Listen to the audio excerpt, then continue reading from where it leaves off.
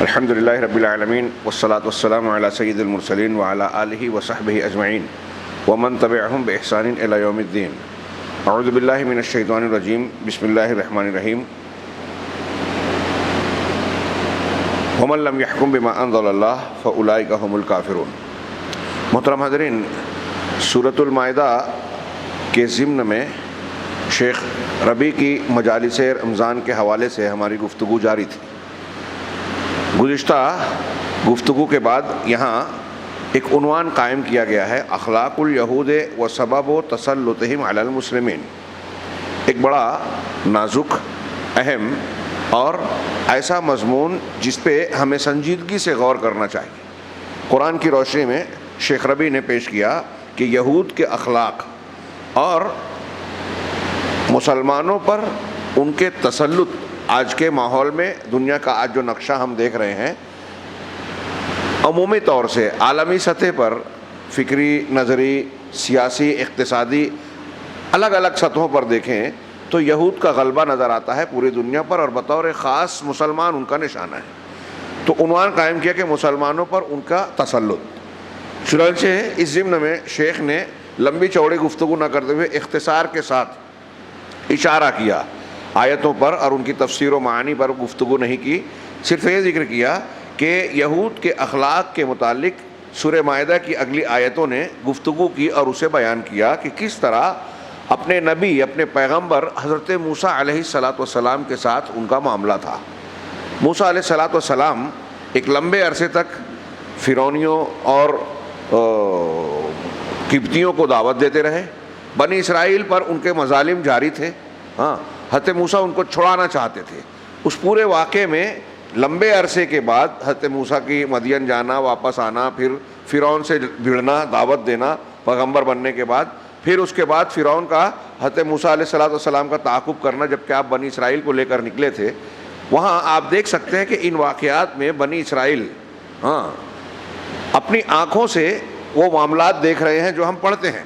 کہتے موسیٰ علیہ السلام ان کو لے کر چلے، آگے دریا ہے، سمندر ہے، پیچھے فرعون کا لشکر آ گیا. ان لوگوں نے حضرت موسیٰ علیہ السلام کو وہاں بھی کوسنا شروع کیا.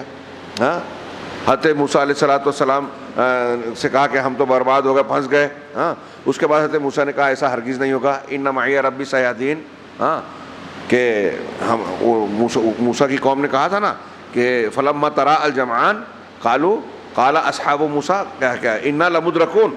جب دونوں جماعتیں قریب ہو گئیں، سامنے ہو گیا، تو موسیٰ علیہ السلام کے ساتھیوں نے کہا کہ ہم تو گھیر لیے گئے. حضرت موسیٰ نے کہا کلا، ایسا ہرگز نہیں ہے. ان معی ربی سیہدین، میرے ساتھ میرا پروردگار ہے، وہ راستہ بتائے گا. اور پھر اللہ کے حکم سے آپ نے پانی پر لاٹھی ماری، راستہ بنا. دو کالطود العظیم، دو الگ الگ تودے کی طرح پانی کی لہریں جو ہیں ہٹ کر پہاڑ کی طرح جو ہے جوش مارنے لگی. راستہ بیچ میں سوکھا راستہ بن گیا. یہ حضرت موسیٰ علیہ السلام کو اللہ نے جو معجزہ دیا، اور جو معجزاتی طور پر جو انعام کیا، بچنے کا جو راستہ دیا، یہ بنی اسرائیل کے وہ لوگ جو آپ کے ساتھ تھے اپنی آنکھوں سے دیکھ رہے تھے نا. اپنی آنکھوں سے دیکھا حضرت موسیٰ علیہ السلام کے معجزات، ان کی نشانیاں، ان کی برکتیں، اللہ کی طرف سے نصرت و مدد کے مظاہر بالکل کھلی آنکھوں سے دیکھ رہے ہیں. سنا اور پڑھا نہیں تھا، برتا تھا، دیکھا تھا. وہاں سے نکل رہے ہیں، پھر ان کے ساتھ جو آگے معاملات ہوئے اور بھی. اب جب حضرت موسیٰ علیہ السلام نے کہا کہ وہاں بستی میں چلو، عمالقہ کے پاس اللہ کا حکم ہے، تو وہ جواب کیا دے رہے ہیں؟ قالوا یا موسیٰ انا، جب جہاد فرض کیا اور کہا اس قوم کا سامنا کرو، تو یہ حضرت موسیٰ سے جواب دے رہے ہیں اپنے پیغمبر سے. قالوا یا موسیٰ ان فیہا قوما جبارین، کہ اے موسیٰ اس میں بڑے زوراور لوگ رہتے ہیں. قوما جبارین، طاقتور لوگ، زوراور لوگ رہتے ہیں. وَإِنَّا لَن نَدْخُلَهَا مَا دَامُوا فِيهَا، جب تک وہ اس میں رہیں گے ہم اس میں داخل نہیں ہوں گے. جب وہ وہاں سے نکل جائیں گے تب ہم لڑنے نہیں جائیں گے. آگے یہاں تک کہ اس بارے میں جب حضرت موسیٰ نے ان کو حکم دیا کہ اللہ نے حکم دیا ہے، پھر ان کے علماء اور ان میں سے بعض لوگوں نے، قرآن نے سورہ مائدہ میں ذکر کیا، بعض لوگوں نے ذکر کیا کہ حضرت موسیٰ علیہ السلام کی بات مان لو، اس میں تمہاری بھلائی ہے، اللہ کا حکم ہے. لیکن اس کے باوجود آخری جواب ان کا کیا تھا؟ یہ سورہ مائدہ میں اللہ نے نقل کیا، فَاذْهَبْ أَنْتَ وَرَبُّكَ فَقَاتِلَا إِنَّا هَاهُنَا قَاعِدُونَ، کہ آپ اور آپ کا رب جائیں اور جنگ کریں، لڑیں ان سے، ہم یہاں بیٹھے ہیں، جب آپ جنگ جیت جائیں گے، ان کو شکست دے دیں گے، شہر خالی کر دیں گے، تب ہم آئیں گے۔ یہ ہے ان کا اخلاق، اپنے نبی کے ساتھ یہ برتاؤ۔ ہاں، اور اس کے بالمقابل آپ دیکھیے کہ مسلمانوں میں جب غزوہ بدر فرض ہوا، جب غزوہ بدر کا موقع آیا اور اللہ کے رسول صلی اللہ علیہ وسلم نے صحابہ سے مشورہ کیا، تو اس میں مقداد بن اسود رضی اللہ تعالیٰ عنہ نے جواب میں یہی کہا تھا کہ ہم اے اللہ کے رسول آپ چلیے، ہم آپ کے ساتھ ساتھ چلیں گے، ہم آپ کو وہ جواب نہیں دیں گے جو بنی اسرائیل نے اپنے پیغمبر موسیٰ علیہ السلام کو دیا تھا، ہم یہ کہ اذهب انت وربک فقاتلا انا ہاہنا قاعدون، آپ اور آپ کا رب جائیں لڑے، ہم یہاں بیٹھے ہیں۔ بلکہ ہم آپ سے یہ کہیں گے آپ اور آپ کا رب چلیں، ہم آپ کے ساتھ ساتھ لڑتے ہوئے چلیں گے، چاہے آپ برق غیمات تک چلیں۔ اللہ کے رسول صلی اللہ علیہ وسلم نے دعا دی، حضرت عبداللہ بن مسعود نے کہا کہ کاش یہ جواب میں نے دیا ہوتا، اتنا پسند آیا۔ بہرحال یہ یہود کا اخلاق تھا۔ پھر اس کے بعد یہ بھی ذکر کیا اس سورہ مائدہ کے مختلف مضامین میں کہ انہوں نے حضرت موسیٰ علیہ السلام کو تکلیف دی، اور مختلف موقعوں پر یہ ہے کہ آذوا موسیٰ لا تکونوا کالذین آذوا موسیٰ، سورہ احزاب میں اللہ نے کہا۔ تو حضرت موسیٰ علیہ السلام کو تکلیف دی، ان کی زندگی میں ان کی مخالفت کی۔ اتنا ہی نہیں، حضرت موسیٰ کے علیہ السلام کے علاوہ دیگر انبیاء کرام علیہم السلام کے خلاف بھی انہوں نے سرکشیاں کی، شرارتیں کی، ان کو ستایا۔ ہاں، وَكَمْ قَتَلُوا مِنْهُمْ، اتنا ہی نہیں بلکہ یہاں تک ان کا معاملہ پہنچا کہ ان میں سے بعض کو انہوں نے قتل بھی کر دیا۔ انبیاء کرام علیہ السلام، اس سے پہلے کے مضمون میں نے کہا کہ یہود نے انبیاء کو قتل کیا، ستایا، مخالفت کی۔ یہ قوم انبیاء کے نائبین کو ستاتی ہے، مارتی ہے، قتل کرتی ہے۔ آج عالم اسلام میں ہم دیکھتے ہیں کہ بعض علماء ربانیین کو شوٹ کر دیا گیا، قتل کر دیا گیا۔ افغانستان، ایران، یہاں سنی سلفی علماء کو قتل کیا جا رہا ہے۔ ہاں، یہ یہود کی روش ہے، کیونکہ اب انبیاء کا زمانہ نہیں ہے، انبیاء کرام کے نائبین علماء حق کا ہے۔ تو جو حق والا ہے، صحیح عقیدے والا عالم ہے اور دین کا اخلاص کے ساتھ کام کر رہا ہے، اس کو قتل کرنا اسی سنت پر عمل ہے یہود کی۔ تو بہرحال آج بھی یہ مخالفتیں ہو رہی ہے۔ وَكَمْ قَتَلُوا مِنْهُمْ وَقَتَلُوا مَنْ يَأْمُرُ بِالْقِسْطِ مِنَ النَّاسِ، اور یہ ایسے لوگوں کو بھی قتل کرتے رہے، ماضی میں بھی، بعد میں بھی، اور آج بھی ایسے لوگوں کو قتل کرتے رہے جو لوگوں میں سے لوگوں کو انصاف کا حکم دیتا ہے، سچائی کی تعلیم دیتا ہے۔ ہاں، یہود اپنے نسل اور اپنے دین کے مخالفین کے لیے انتہائی سفاک ثابت ہوئے ہیں۔ لوگ آج الزام لگاتے ہیں کہ اسلام دہشت گردی یا شدت پسندی کی تعلیم دیتا ہے۔ پتہ نہیں کیسے یہ الزام لگاتے ہیں، بس ان کو کچھ ایسا موقع ملتا ہے کہ ہمارے کچھ بیوقوف نوجوان جوشیلی جذباتی جو باتیں کرتے ہیں اس کو بطور ثبوت پیش کرتے ہیں۔ ظاہر سی بات ہے کہ ہمارے بگڑے ہوئے یا دینی تعلیم سے ناآشنا نوجوان اسلام کے نمائندے نہیں ہیں۔ اسلام کی نمائندہ یا مرکز کیا مانا جائے گا؟ جو اسلام کا ٹیکسٹ بک ہے، قرآن اور حدیث، آپ وہاں سے دکھائیں۔ اس کی تعلیمات پیار، محبت، ہمدردی، تعاون، ایک دوسرے کو حق ادا کرنے کی تعلیم دیتی ہیں، جس میں امن امان ہے، شدت پسندی اور دہشت گردی کا خاتمہ ہوتا ہے اس تعلیم میں۔ اور اس کا ثبوت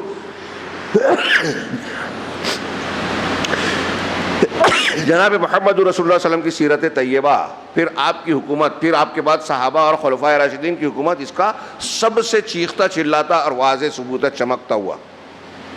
آج بھی اسلام کی تعلیم جہاں نافذ ہے وہاں دنیا میں سب سے کم ظلم ہو رہا ہے، لیکن اس کو میڈیا چھپاتا ہے، بیان نہیں کرتا۔ مسلمانوں کی تاریخ کا وہ پہلو جو کچھ جنگوں پر مشتمل ہے وہ پورے مسلمانوں کا حال نہیں ہے۔ اب اللہ کے رسول اور صحابہ کے بعد آپ دیکھیں کہ ہمارے یہاں بھی جو بیوقوف لوگ ہیں ہر سال کربلا اور پھر اس قسم کے واقعات کا خوب ڈھنڈورا پیٹتے ہیں۔ تو ایک آدمی کو یہ تاثر ملتا ہے کہ مسلمانوں کی تاریخ میں یہی جنگ، لڑائی اور ایک دوسرے کو قتل کرنا یہ بھرا پڑا ہے۔ حالانکہ اب دیکھیے کہ کربلا کا واقعہ ہوا، اس میں کتنے لوگ تھے دونوں طرف کے ملا کے۔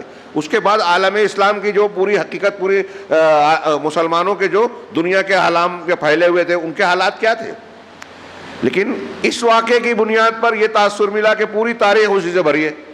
یہ ایک واقعے کا میں ذکر کر رہا ہوں، ایسے اور کچھ جنگوں کا۔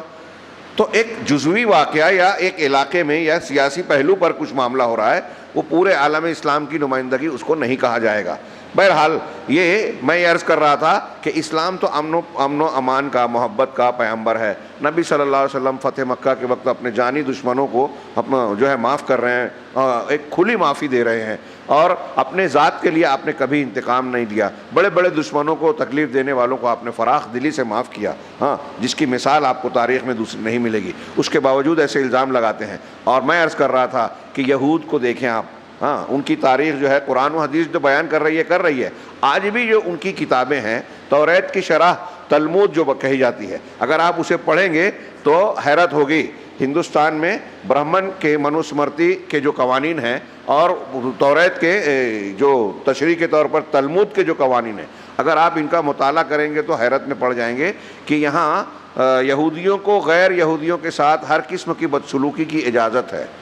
وہ غیر یہودیوں کو قتل کر سکتے ہیں، ان کا مال چھین سکتے ہیں، ہاں، یہودیوں کو اصلی انسان کہتے ہیں اپنے آپ کو، اور کہتے ہیں کہ یہ اللہ کے عنصر سے بنے ہیں یہودی، جبکہ یہودیوں کے علاوہ جو دوسرے ہیں وہ شیطان کے مادے سے بنے ہیں۔ اور ان کو، ہم کو اور آپ کو، ان کے عقیدے کے مطابق یہود کے علاوہ کو اللہ نے انسان کی شکل میں اس لیے پیدا کیا ہے تاکہ وہ یہودیوں کی خدمت کر سکیں، یہودیوں کی غلامی کر سکیں، اور اس سے یہودیوں کا مقام، مرتبہ اور شرف ظاہر ہو۔ اگر کوئی یہودی غیر یہودی کو سے کوئی چیز چھینتا ہے تو یہ اس کا حق ہے۔ ہمارا مال، ہمارا کپڑا، ہمارا گھر، ہماری بیوی بچے جتنے بھی ہیں، کوئی بھی چیز یہودی چھین سکتا ہے، یہ اس کا مذہبی حق ہے۔ یہ میں نہیں کہہ رہا ہوں، یہ اس کے کتاب میں بتائیے کہ یہ دہشت گردی کی تعلیم ہے کہ نہیں ہے۔ یہودی کسی غیر یہودی سے کوئی چیز جس طرح چاہے لے سکتا ہے، ہیلے سے، بہانے سے، جھوٹ بول کر، چوری کر کے، چھین کر، قتل کر کے، کوئی جرم نہیں۔ یہ ان کے مذہب کا خلاصہ اور ماخذ ہے، اور یہ صرف مسلمانوں کے لیے نہیں ہے، تمام غیر یہودیوں کے لیے ہے۔ ہمارے یہاں برہمن، ہندو یا دوسرے لوگ یہودیوں سے اس لیے دوستی گاٹ رہے ہیں کہ وہ مسلمانوں کے خلاف ان سے جو ہے مدد لے سکیں، آئیڈیاز لے سکیں، ہتھیار لے سکیں، لیکن انہیں پتہ ہونا چاہیے کہ مذہبی اعتبار سے ٹارگٹ اور ظاہر میں تو وہ مسلمانوں کو کر رہے ہیں، لیکن پوری دنیا کے دشمن ہے وہ۔ ہاں، کہتے ہیں کہ ہٹلر کو یہ بات پتہ چلی تھی اسی لیے اس نے مارنا شروع کیا، تو اس کے تعلق سے کہانی ہولوکاسٹ کی کہانی بنائی۔ ہاں، ہولوکاسٹ کہ یہودیوں کو لاکھوں کی تعداد میں قتل کیا۔ اب یورپ میں کئی جگہ قانون ہے کہ اگر کوئی یہ انکار کرے کہ ہٹلر نے اتنے یہودیوں کو قتل کیا تو اس کو جیل ہو جائے گی، سزا ہو جائے گی۔ مطلب یہ بھی نہیں بیان کر سکتے آپ کہ وہ غلط ہے، ہٹلر کے بارے میں غلط اور جھوٹ بولا گیا ہے۔ ہاں، خیر، یہ کل ملا کے میں یہ عرض کرنا چاہتا ہوں کہ یہودیوں کا یہ کردار رہا ہے، اور ویسے ہی ہمارے ہاں برہمنوں کا ہے۔ ہاں، انہوں نے چھوڑیے مسلمانوں کو، اپنے لوگوں کو نہیں بخشا اور نہیں بخشیں گے۔ آج ہمارے ہاں قانون الیکشن لڑنے کے لیے مسلم دشمنی کا مظاہرہ کرتے ہیں، نفرت پھیلاتے ہیں۔ ہاں، ابھی کیا کیا چل رہا ہے، غیر مسلم کہلاؤ جہاد کا پروپیگنڈا جھوٹا، اور دوسری طرف جو ہے مسلم لڑکیوں کو ورغلایا جا رہا ہے کہ ہندو سے شادی کریں، نعوذ باللہ من ذالک، اور یہ سب ہو بھی رہا ہے۔ ہاں، اور یہ تاثر دیا جاتا ہے کہ ہم مسلم مخالف ہیں، حالانکہ وہ ساری انسانیت کے مخالف ہیں۔ اپنے مذہب کے لوگوں کو مذہبی طور سے وہ حق اور انصاف نہیں دے سکتے۔ آج بھی جو ہے بہت سارے ریاستوں میں نچلی ذات کی لڑکیوں کو بیچا خریدا اٹھایا جاتا ہے، نچلی ذات کے لوگوں کو اونچی ذات کے مندروں میں شریک اور حاضر ہونے کی اجازت نہیں ہے۔ یہ اونچ نیچ ان کے یہاں قائم ہے، دنیاوی قانون کے اعتبار سے وہ بول نہیں پا رہے ہیں، لیکن پریکٹیکل لائف میں اور مذہبی اعتبار سے ان کے ہاں یہی ہے، اور اس کو چھپانے کے لیے مسلمانوں کو ہائی لائٹ کیا جاتا ہے، مسلم دشمنی کو جو ہے کور کے طور پر استعمال کیا جاتا ہے۔ ہاں، بڑا خطرناک کھیل ہے یہ۔ ہاں، اللہ تبارک و تعالیٰ نے یہودیوں کے اخلاق کا تذکرہ کیا، اور یہ پہلے جیسے تھے اس میں شرارتوں میں کوئی بدلے نہیں ہیں، آج بھی ان کی شرارتیں جاری ہے، لیکن حیرت انگیز بات یہ ہے کہ ایک طرف دہشت گردی، خونی کھیل، سیاسی اقتصادی طور پر لوگوں کا خون چوسنا، بیماریاں پھیلانا، لوگوں کی جان مال سے کھیلنا، یہ ان کا کھیل جاری ہے، اور اس کے باوجود اپنے آپ کو پیش کرتے ہیں کہ وہ انسانیت کے دوست ہیں، ہمدرد ہیں، امن و امان کے، انسانی حقوق کے ٹھیکیدار ہیں، بڑے بڑے وہ بنا کر رکھے ہیں کوچ کے طور پر ادارے، اقوام متحدہ اور اس کے ذیلی شاخیں اور فلاں اور فلاں اور فلاں۔ ہاں، یہ پوری دنیا میں کوئی بیماری آ جائے تو ٹیکہ بانٹیں گے، فلاں اور فلاں کریں گے، اس میں اپنے مقاصد کا بہت خوبصورتی سے استعمال کرتے ہیں، جو اب دنیا کے جانکار لوگوں کے سامنے بے نقاب ہو چکا ہے بہت کچھ معاملہ، کہ کس طریقے سے ایک طرف دوا بانٹنے کا ڈھونگ رچایا جاتا ہے، لیکن اس دوا بانٹنے میں اپنا فائدہ کس طرح حاصل کیا جاتا ہے، تجارتی فائدہ، دوسرے فوائد، اور بہت ساری مرتبہ لوگوں کی جان سے کھیلا بھی جاتا ہے۔ پہلے بیماری پھیلاتے ہیں، پھر دوا بیچتے ہیں۔ ہاں آگے ہم پڑھتے ہیں کہ شیخ نے کہا کہ انہوں نے کتنے لوگوں کو قتل کیا، اور ایسے لوگوں کو بھی یہ مارتے ہیں، مخالفت کرتے ہیں جو لوگوں میں انصاف اور سچائی کی تعلیم دیتے ہیں۔ چنانچہ روئے زمین پر یہ اس وقت سے لے کر جب سے انہوں نے ظلم و زیادتی کا، ایک زمانہ تھا کہ اللہ نے ان کو منتخب اور فضیلت والی قوم بنایا تھا نا، یا بنی اسرائیل اذکروا نعمتی اللہ علیکم وانی فضلتکم علی العالمین۔ قرآن نے 2-3 کئی مرتبہ کہا کہ اے بنی اسرائیل میری اس نعمت کو یاد کرو جبکہ میں نے تم پر کی تھی، انعمت علیکم، اور میں نے تم کو تمام جہانوں پر فضیلت بخشی تھی۔ اللہ تبارک و تعالیٰ نے، سوچئے کہ ان کے اندر انبیاء کرام کی بڑی تعداد آئی ہے۔ حضرت ابراہیم علیہ السلام کے بعد حضرت اسحاق اور پھر ان کے بیٹے یعقوب، انہی کو اسرائیل کہا جاتا ہے، اور ان کی نسل کو بنو اسرائیل کہتے ہیں۔ اللہ کے نبی جناب محمد رسول اللہ صلی اللہ علیہ وسلم سے پہلے اور حضرت یعقوب کے بعد سارے کے سارے نسل انبیاء جو ہیں وہ حضرت یعقوب کی اولاد سے، حضرت سلیمان علیہ السلام، حضرت داؤد علیہ السلام، سلیمان علیہ السلام، اور پھر اس کے بعد جو ہے کیا نام ہے حضرت موسیٰ اور ہارون علیہ السلام اور زکریہ علیہ السلام، سب بنی اسرائیل سے ہی ہیں۔ کتنی فضیلت بخشی اللہ نے، لیکن انہوں نے جب سرکشی کی، اللہ کے احکامات کی مخالفت کی، بغاوتیں کی، اپنے انبیاء کے مخالفت کی، تو اللہ نے ان سے فضیلت کا یہ مقام چھین لیا۔ نعمت کی ناقدری ہو، غلط استعمال ہو تو نعمت چھین جاتی ہے، یہ ہمیں سبق ملا۔ اور یہ بھی سبق ملا کہ اگر اللہ نے ہم کو منتخب قوم بنایا ہے لیکن ہم نے اپنے فرائض منصبی، اپنے مقام و مرتبے کا لحاظ کرتے ہوئے اپنی ذمہ داریوں کو نبھانے کی کوشش نہیں کی تو ہمارا مقام اللہ چھین سکتا ہے، اور یہ یہودیوں کا چھینا۔ پھر اللہ کہہ رہا ہے کہ اس وقت سے لے کر آج تک اللہ تبارک و تعالیٰ نے ان کو ذلیل و خوار بنا دیا۔ اب دنیا میں یہ جو جہاں بھی اگر کچھ ہے بھی ان کی حیثیت تو حقیقت میں اللہ تبارک و تعالیٰ کے سہارے اور لوگوں کا سہارا ہی ہے۔ الا بحبل من اللہ وحبل من الناس، قرآن نے کہا یہ لوگوں کے جو رحم و کرم پر ہی ان کو قوت مل رہی ہے۔ شیخ آگے کہہ رہے ہیں کہ یہ حبل اور یہ مدد اگر نہ ہوتی تو یعنی نصارہ ان کو، اگر آج دنیا میں ہم حالات دیکھیں یہود کو کہ نصارہ کی طاقت سے ان لوگوں نے اب پھر سر اٹھایا، یہ بہت بدنام تھے، یہ بہت جو ہے ذلیل اور خوار تھے۔ آپ دیکھیں گے کہ اسرائیل بننے سے پہلے کی تاریخ آپ دیکھیں، یورپ کے مختلف ملکوں سے یہودیوں کو مختلف موقعوں پر نکالا گیا کہ راتوں رات 24 گھنٹے میں 48 گھنٹے میں آپ لوگ ہمارا ملک چھوڑ دو۔ یہ اسرائیل بننے سے پہلے جو ان کے معاملات ہوئے تھے نا، ہر ملک میں یہ ذلیل تھے، اور لوگ جانتے تھے، مانتے تھے، حکومتوں کے ریکارڈ میں بھی تھا کہ یہودی بڑے نالائق ہوتے ہیں، چور ہوتے ہیں، لوگوں کو تکلیف دیتے ہیں، ان کو جہاں موقع ملتا ہے لوگوں کا سامان چوری کر 5 اسٹار اور 7 اسٹار ہوٹل میں جانے والا یہودی وہاں کے سامان چوری کرتا ہے، آن ریکارڈ یہ باتیں ہیں، خبروں میں یہ باتیں آ چکی ہیں۔ اب میڈیا ان کے ہاتھ میں تو یہ چیزیں دب جاتی ہیں، مسلمانوں کے نہیں کیے ہوئے گناہ کو ہائی لائٹ کر کے شور مچایا جاتا ہے اور ان کی سچی باتوں کو جو ہے غائب کر دیا جاتا ہے۔ چنانچہ یہ اللہ لوگوں کی مدد سے یہ پنپ رہے ہیں، اور شرارتی طور پر ان کو جو ہے، جیسے میں نے کہا کہ مسلم دشمنی میں کچھ لوگ اپنا کام نکالنے کے لیے معاملہ کرتے ہیں، تو ایسے ہی یہود کا ساتھ نصارہ نے مسلمانوں کو توڑنے پھوڑنے اور ان کے درمیان مسائل پیدا کرنے کے لیے ان کو ساتھ دیا خوب۔ چنانچہ شیخ نے لکھا کہ اگر یہ یہودیوں کی مدد والا سہارا ان کو نہ ملتا جو الگ الگ ملکوں سے نصارہ نے ان کی مدد کی ہے عالمی سطح پہ، تو ان کی کوئی حکومت قائم نہیں ہوتی۔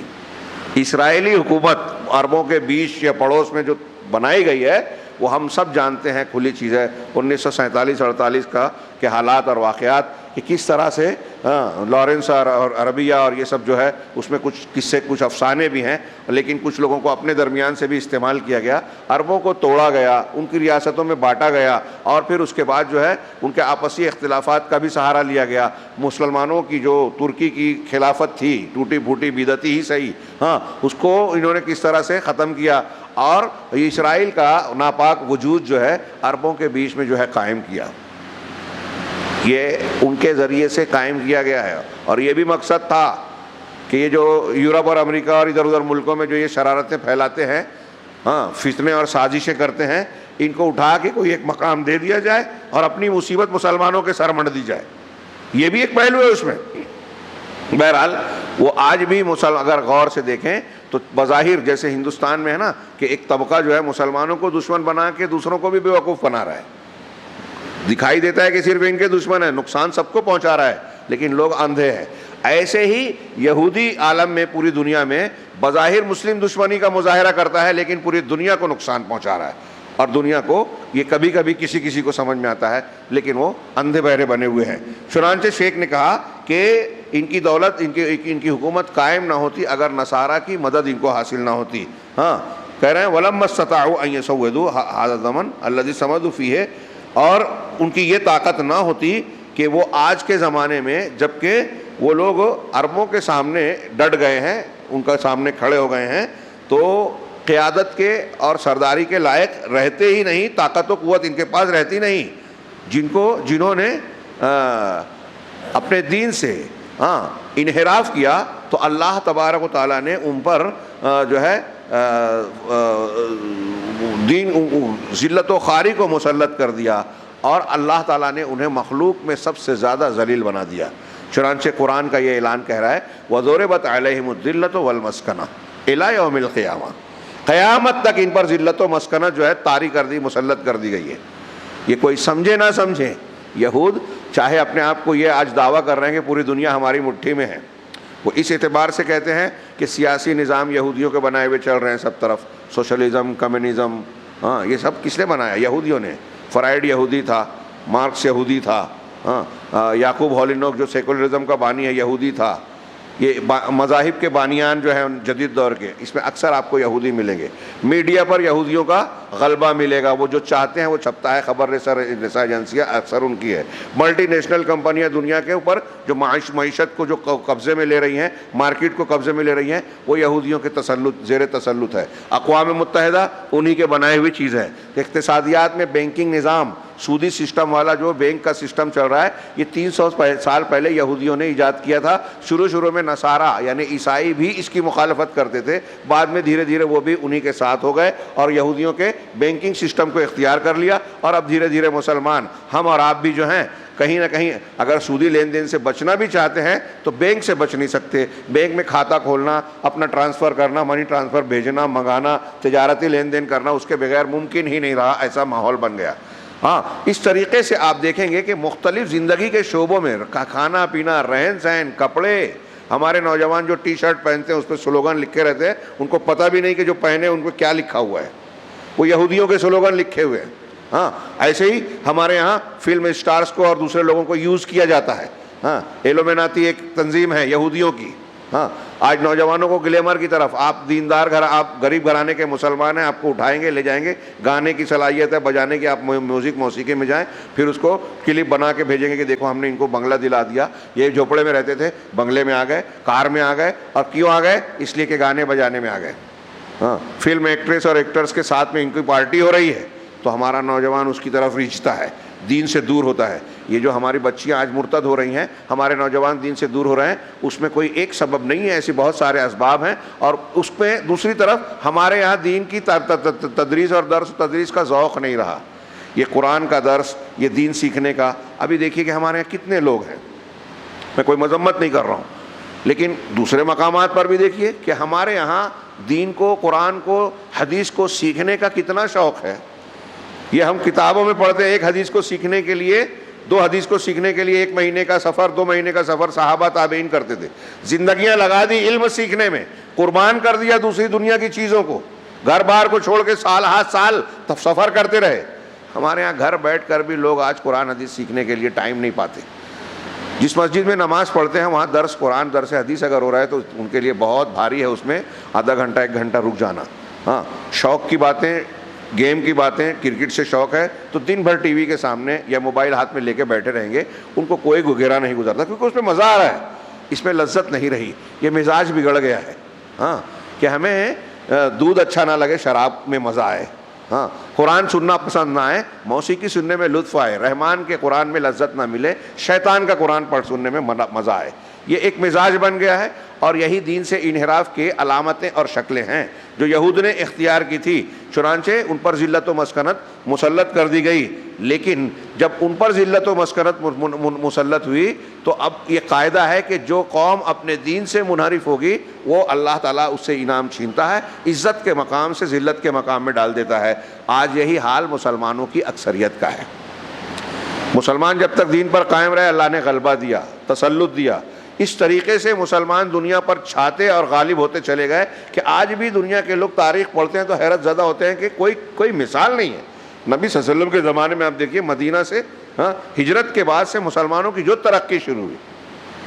شروع میں کمزور نظر آ رہے ہیں، بدر، احد، غزوہ احزاب، پھر اس کے بعد دوسرے غزوات کے بعد مسلمان غزوہ احزاب کے بعد کوئی حملہ کرنے کی پوزیشن میں نہیں رہا، مسلمان آگے بڑھے اور پھر اسلامی پھریرہ پوری دنیا میں پھیلتا چلا گیا. اور خلفائے راشدین کے دور میں دنیا کے 1/3 حصے سے زیادہ پر اسلام اور مسلمان پہنچ چکے اور غلبہ حاصل ہوا. اور صرف زمین نہیں، دلوں کو فتح کیا. لوگ فوج در فوج، دکھ در دکھ اسلام میں داخل ہوئے. یہ بڑی بات ہے. لشکر طاقت سے صرف زمین اور حکومت حاصل کرنا یہ دنیا میں بہت سے لوگوں نے کیا، سکندر نے اور فلاں نے. یہ کمال نہیں ہے اور اسلام کا یہ مقصد بھی نہیں ہے حکومت قائم کرنا، دولت حاصل کرنا. یہ ہمارا مقصد نہیں ہے. دعوت پھیلانا، دین پھیلانا، لوگوں تک توحید پہنچانا یہ مقصود تھا. اور صحابہ نے، مسلمانوں، عہد اول کے مسلمانوں نے یہی کیا. جنگ کیے بغیر بھی بہت سے ملک فتح کیے. انڈونیشیا، ملیشیا میں کوئی جنگ نہیں ہوئی، پورا ملک مسلمان ہے. اسلام کی اخلاقی اور اچھی تعلیمات کی وجہ سے. یہاں مقصود جنگ تھا ہی نہیں اور ہے بھی نہیں. یہ دنیا کو ہمیں سمجھانا ہے. لوگ غلط کانسیپٹ جانتے بوجھتے بھی پھیلاتے ہیں کہ مسلمان شدت اور دہشت یا لڑائی کو پسند کرتے ہیں. ہرگز نہیں. یہ ہمارا کردار مشہور کیا گیا، مسلمانوں کا کردار ہے ہی نہیں تاریخ میں. حقیقت میں نے بتایا کہ جو واقعات ہوئے ہیں وہ جزوی ہے. اور اس کے مقابلے میں آپ دوسری قوموں کو دیکھیں تو دوسرے مذہب کے ماننے والوں کے ساتھ انہوں نے کیا کیا.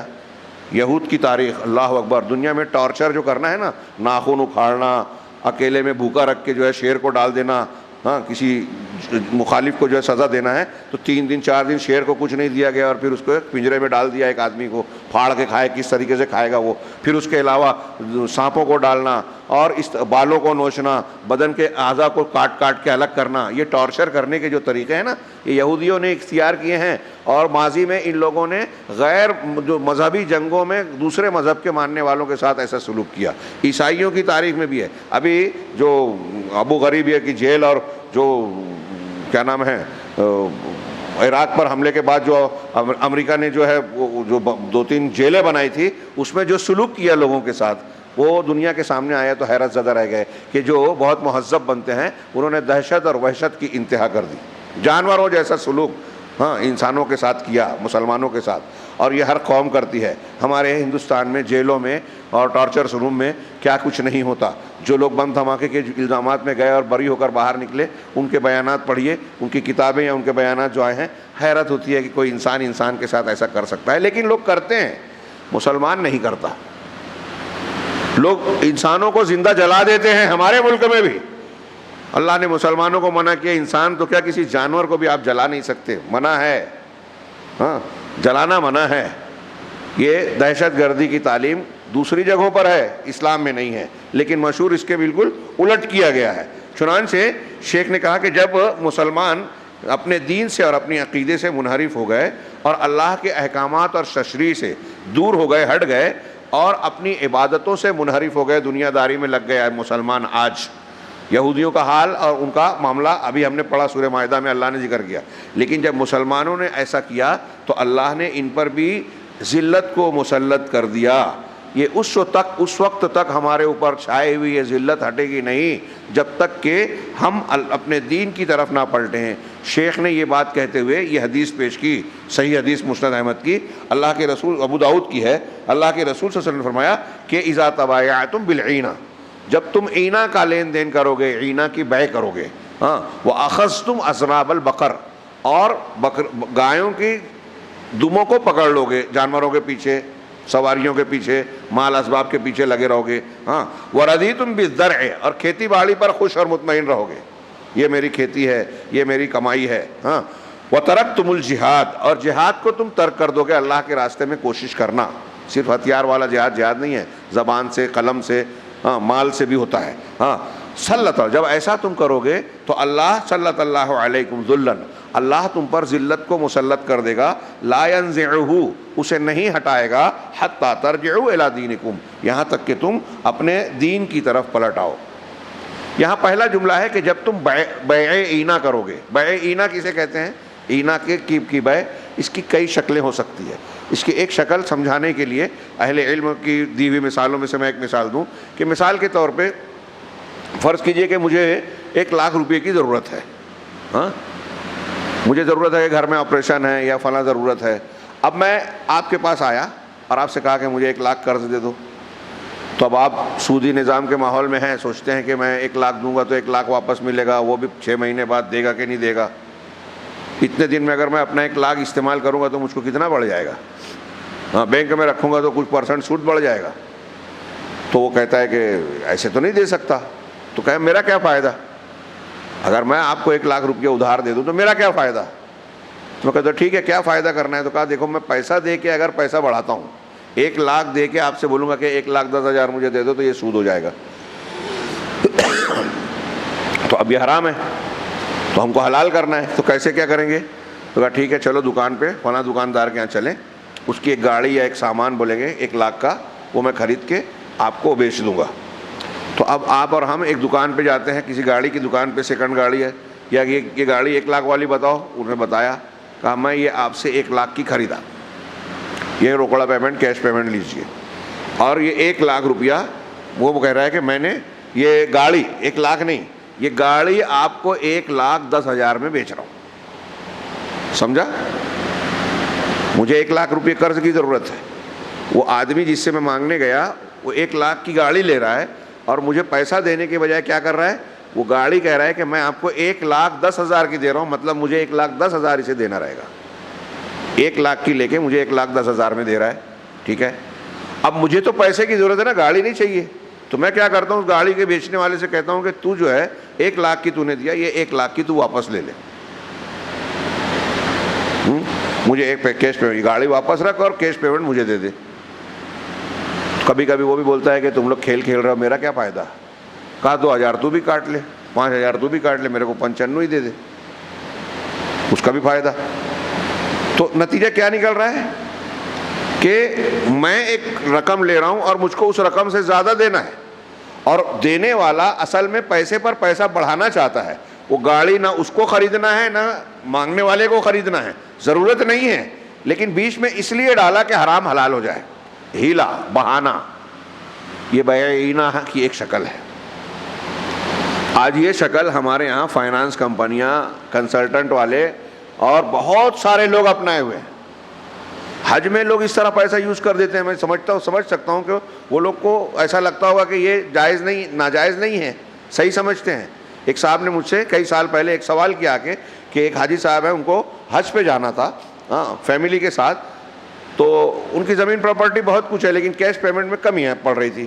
تو وہ ایک دوسرے سیٹ کے پاس گئے اور انہوں نے ان سے کہا کہ میری فلاں زمین ہے, ایسا ایسا پلاٹ ہے, یہ آپ اس کا کاغذ پکڑیے اور مجھ کو 5,00,000 روپیہ دے دیجئے, یعنی میں 5,00,000 میں آپ کو وہ زمین دے رہا ہوں, آپ یہ کاغذ اپنے پاس رکھنا, میں حج کر کے آ جاؤں گا تو 1 مہینے بعد 6,00,000 کی وہی زمین آپ سے لے لوں گا پھر سے. کاغذ آپ کے پاس ہے لیکن میں واپس لوں گا تو آپ کو جو 5 لے رہا ہوں اس کے بجائے 6 دوں گا. تو اس شخص نے کہا کہ کیا اس کا یہ عمل جائز ہے. میں نے کہا کھلا ناجائز ہے. اصل میں وہ 5,00,000 لے کے 6,00,000 لوٹانا چاہ رہا ہے تو پیسے پہ پیسہ ہی بڑھانا, لیکن اس کو جائز کرنے کے لیے بیچ میں زمین کا کاغذ ڈال رہے ہیں. ہاں ایسی کتنی شکلیں ہیں اسٹاک ایکسچینج میں, ہمارے لین دین میں, اسکیموں میں, کنسلٹنٹ میں, کمپنی سے فائنانس کرنے میں, ایسے شکلیں ہیں جو بیع اینہ کی چلے گی. اللہ کے نبی صلی اللہ علیہ وسلم نے ایک تنبیہ فرمائی ہے. اس تنبیہ میں گویا پیشین گوئی بھی ہے کہ ایک زمانہ آئے گا کہ لوگ بیع اینہ کے میں پڑ جائیں گے, اور آج ہر طرف بیع اینہ کی مختلف شکلیں جاری ہیں ہمارے ہاں. حرام کھا کھلا رہے ہیں لوگ, برکت کہاں سے ہوگی. اور جب حرام کھانا لینا دینا ہوگا, سودی لینا دینا ہوگا, تو انسان پیسے سے محبت کرنے والا, پیسے کے لیے سب کچھ تگ و دو کرنے والا بن جائے گا, دنیا دار بن جائے گا, مادہ پرست بن جائے گا. الہاکم التکاثر کی کیفیت پیدا ہوگی, اور نتیجہ یہ نکلے گا کہ ہمدردی, انسانیت, محبت, دین, یہ سب چیز کو رسمی بنا دے گا. اگر زیادہ ٹینشن آیا تو 15 شعبان کو نماز پڑھ کے سال بھر کا کلیئر کر لو. کچھ خاص موقعوں پہ جو ہے کچھ کام کر کے جو علماء نے بتایا ہے جنت بھی حاصل کر لو شارٹ کٹ میں. یہ بدعتی طور پہ بتایا گیا نا کہ یہ ذکر کر لو, اتنے لاکھ فرشتے تمہارے لیے قیامت تک دعا کرتے رہیں گے. تو ٹھیک ہے, اب ہم سودی لین دین کریں, بہن کا بھائی کا حق مار لے میں, ظلم کریں, اتنے فرشتے تو ہمارے لیے دعا کر رہے ہیں, جنت تو نہیں جائے گی نا. یہ اس طرح کا تصور دے دیا غلط دین اور غلط تعلیمات نے. قرآن حدیث پڑھنے جاننے کی فرصت نہیں ہے, دین کو بس شارٹ کٹ پہ استعمال کرنا چاہتے ہیں اور دنیا داری بھی اختیار کرنا چاہتے ہیں. یہی اللہ کے رسول صلی اللہ علیہ وسلم فرما رہے ہیں اس حدیث میں کہ جب دنیا میں پڑھ کر جو ہے اللہ کو فراموش کر دو گے, اللہ کے دین کے لیے تمہارے پاس ٹائم نہیں ہے. ترکتم الجہاد جو کہا کہ جہاد ترک کر دو گے مطلب دین کے لیے تمہارے پاس ٹائم ہی نہیں ہے. قربانی دینا دور کی بات ہے, دین کے لیے قربانیاں نہیں دیں گے, دنیا کے لیے دیں گے, دین کے لیے وقت نہیں ہے. تو اللہ تعالیٰ تم پر ذلت مسلط کر دے گا اور اپنے دین کی طرف لوٹے بغیر نہیں تمہاری وہ ذلت دور نہیں ہوگی. اور شیخ نے آخری اس مضمون کے آخری پیراگراف میں کہا اللہ کی قسم اس ذلت کو اس امت سے, اللہ کی قسم یہ ذلت و خواری جو اس امت پر طاری ہو چکی ہے اس کو ہٹانے والا کوئی نہیں ہوگا جو کہ یہود و نصارہ کے زیر تسلط یہ گزار رہے ہیں اور آپس میں ایک دوسرے کو الزام دیتے ہیں. ہمارے یہاں تحریکی نوجوان کھڑے ہوتے ہیں اخوانی, وہ سعودی عرب اور ان کو برا بھلا کہیں گے, ان کے خلاف فتوی, ان کے خلاف ہمارے بہت سارے سوشل میڈیا پہ اخبار میں لوگوں کی صلاحیت اسی میں لگی ہوئی ہے. یہود کی دشمنی میں وہ اپنوں کو کوستے ہیں اور یہ بھی نہیں پتا کہ کون حقیقی دشمن ہے. یہود و نصارہ کو سب سے زیادہ جو مسلمانوں میں کھلتے ہیں سلفی ہیں, کوئی مانے نہ مانے, ثبوت آ چکے ہیں سامنے, ایک نہیں بیسیوں. سلفی اہل حدیث قرآن و حدیث کو ماننے والے وہ بھی اندر سے یہ کہتے ہیں کہ ہمارے لیے یہ ٹینشن ہے, ان کو ختم کرو. اور مسلمانوں میں یہ پھیلایا جاتا ہے کہ یہ یہود و نصارہ کے دوست ہیں سلفی, جو قرآن پھیلا رہے ہیں, جو توحید پھیلا رہے ہیں, جو شرک نہیں کرتے, جو خالص قرآن و حدیث والی تعلیم, جو پوری دنیا میں قرآن پھیلا رہے ہیں, پوری دنیا میں علماء کو پھیلا رہے ہیں, پوری دنیا میں دعوت کا کام کر رہے ہیں, اسلامک سینٹرز اور لائبریریاں بنا رہے ہیں. انہیں کو یہ کہتے ہیں کہ یہ یہود کے ایجنٹ ہیں, یہ نصارہ کے دوست ہیں. کتنا الٹا کام ہے, کتنا اندھا پن ہے. آج دنیا میں یہ اندھا پن اتنا عام ہے کہ جو دوست ہے اس کو دشمن اور جو دشمن ہے اس کو دوست سمجھا جاتا ہے اسلام کا. الٹا یہ بھی ان کی سازشوں کا ایک حصہ ہے کہ ہمارے یہاں جو اصلی مسلمان ہیں, تو مسلمانوں کی اکثریت ان کو گالی دیتی ہے, اور جو شرک کرنے والے بدعتی اور خرافاتی ہیں, اگلے مضمون میں وہ آئے گا لیکن شاید آج کے درس میں نہ آ پائے.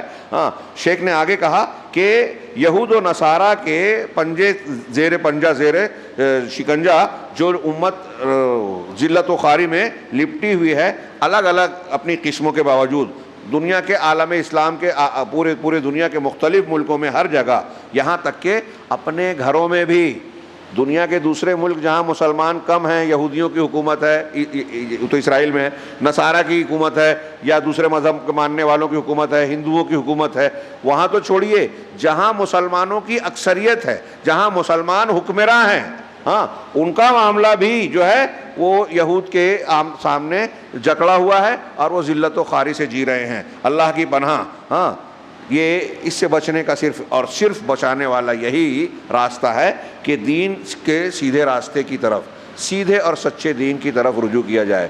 شرک والا دین نہیں, بدعت و خرافات والا دین نہیں, فلاں مفکر اور فلاں کی ڈائری والا دین نہیں, یورپ اور امریکہ سے متاثر ہو کر قرآن و حدیث کی شرح کرنے والوں کا دین نہیں, بلکہ وہ دین جو اللہ کے نبی صلی اللہ علیہ وسلم کا تھا اور صحابہ کا تھا. اللہ کے نبی اور صحابہ کے طریقے کو اختیار کرنے والا دین, عقائد میں, اخلاق میں, عبادات میں, معاملات اور سیاسیات میں اور زندگی کے تمام شعبوں میں. وہ سچا دین جب اختیار کریں گے تو ہماری جو ہے عزت لوٹے گی. یہ رمضان المبارک میں جو قرآن نازل کیا گیا, اس کا حق ہے کہ اس رمضان میں جب ہم عبادات کر رہے ہیں تو یہ دیکھیں کہ عبادات کی بنیاد کیا ہے, عبادات قبول کب ہوتی ہے, صحیح عبادت کون سی ہے. جب ہم یہ سیکھنے جائیں گے تو صحیح دین سیکھیں گے, صحیح عقیدہ سیکھیں گے, اور یہی اس رمضان کا حقیقی مقصد پانے کا ایک معنی ہوگا. اور یہ ضروری ہے, لیکن بہت سارے لوگ رسمی طور سے عبادات کرتے ہیں, اس میں بدعت اور سنت کا بھی لحاظ نہیں کرتے, محنت کرتے ہیں لیکن صحیح دین کو جاننے اور کھوجنے کی کوشش بھی نہیں کرتے. کتنی بدقسمتی اور محرومی کی بات ہے کہ ایک آدمی خوب محنت کرے اور اللہ تعالیٰ کی طرف سے یہ جواب ملے کہ تم نے محنت تو کی تھی لیکن سنت کے اور دین کے مطابق نہیں کی تھی, اللہ نے جو کتاب اتاری تھی وہ نہیں جانی, رسول کی سنت نہیں جانی, بس یوں ہی محنت کر ڈالے تو تم کو کوئی مزدوری نہیں ملے گی. اللہ ایسے لوگوں میں ہم کو شامل نہ کرے. اگلا عنوان ہے شریعت کو حاکم بنانا اور حاکمیت کا صحیح معنی، یہ انتہائی اہم ہے۔ آج ہی میں بیان کرنا چاہتا تھا، لیکن اب اگر اسے چھیڑوں تو اس کا حق ادا نہیں ہوگا۔ انشاءاللہ کل کے درس میں یہ بہت ہی اہم موضوع جو ہے وہ ہم پڑھیں گے۔ اس کو آج عالم اسلام کو، مسلمانوں کو سمجھنے سمجھانے کی بہت شدید ضرورت ہے۔ اللہ تبارک تعالیٰ ہمیں دین حق کو سمجھنے اور اس پر عمل پیرا ہونے کی توفیق دے، اور اس کی برکت سے دنیا اور آخرت میں کامیابی سے نوازے۔ وآخر دعوانا ان الحمد للہ رب العالمین، وصلی اللہ علی نبینا محمد۔